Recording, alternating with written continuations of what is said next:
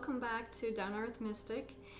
In the last video, I talked about the first 5 cards in the Major Arcana 0 through 4, and in this video, I will resume Major Arcana going from card 5 to card 9. So just a moment, and I will switch the view so you can see the cards. Okay, back to the cards. So the card number 5 is the Hierophant. You'll see, again, we are named all the same things. You'll notice that there's, again, a man in this this card. There's a lot of spiritual symbolism that you'll notice in this card, and it's indicated, though, as well in these cards. So my interpretation of this card is that it does represent either a spiritual man or a spiritual person. Again, gender doesn't necessarily indicate one way or the other strongly in tarot. It's just maybe more of a masculine characteristic. But in this case, it does indicate a spiritual person. And if you'll notice in this card, there again, a lot of different symbolism from different religions, and so my interpretation, in addition to a spiritual card for the Hierophant, it is actually also someone who identifies and recognizes the validity in all religions. But regardless, the Hierophant is considered someone who is very wise and spiritual. So on to the next card.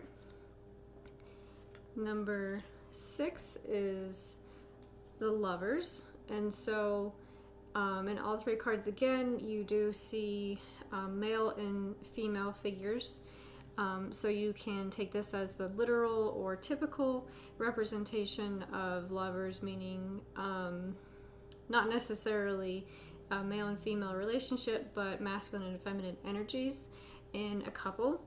But in addition to that, and it's not incredibly depicted in most cards, but it does somewhat represent finding balance in the masculine and feminine energies within yourself, and also preparing for the future. So I could really pick apart all the symbolism in the cards, but I'm kind of not wanting to go too far into that, because I want you to use your own intuition to read into how you view the card specifically. So moving on to card number 7 is the Chariot, and again, named the same in all decks. In the Rider-Waite version, you'll notice, or actually in all 3, you're going to notice a black and white animal, black and white, and that can represent finding balance between the dark and the light. It can just represent balance in general, but it does more so indicate movement and overcoming an obstacle. So you'll see the black and white represented here as well, in the shield that this guy has in his chariot. I suppose you could probably use your own gut feeling to kind of break apart or identify why certain animals are used in the cards, but in general it does mean kind of movement, driving force, overcoming an obstacle, and finding balance. So moving on to number 8. And this is a unique deck that you'll notice here in the middle. So most decks do use the number 8 Major Arcana, or do call number 8 Major Arcana strength. And that is strongly shown with someone with a lion. So a lion does represent strength and courage, and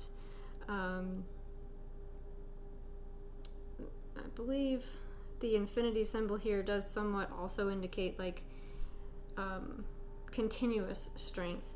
But before I get too far off track, you'll notice that the Sun Moon Tarot deck actually has Justice as the 8th card. Some Major Arcana decks, or some decks do that in their Major Arcana. They switch Justice and Strength. So you'll notice in the next video when we talk about Justice, this one will be Strength and these two will be Justice. And that is usually number 11. But again, in this case, it is Justice for number 8 and Strength for number 8 for these two. In general, though, well, I guess I'll touch on Justice since it is represented in the Sun Moon Tarot, but it does actually represent not only a just result or finding justice in the result, but it also does indicate the effort you put into something is the effort that you get back out of it. So if you don't put much effort into it, you don't get much of a result back. So again, another interpretation of justice. So moving on, I am seeing sunflowers here, which do generally represent joy.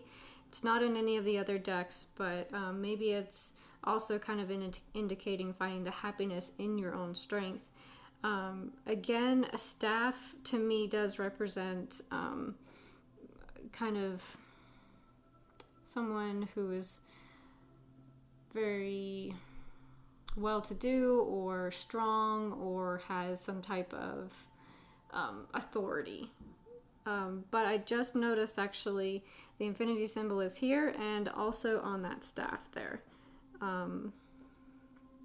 Okay, so going on to number 8, you'll notice we're back on track. All 3 decks are going to be the same card again.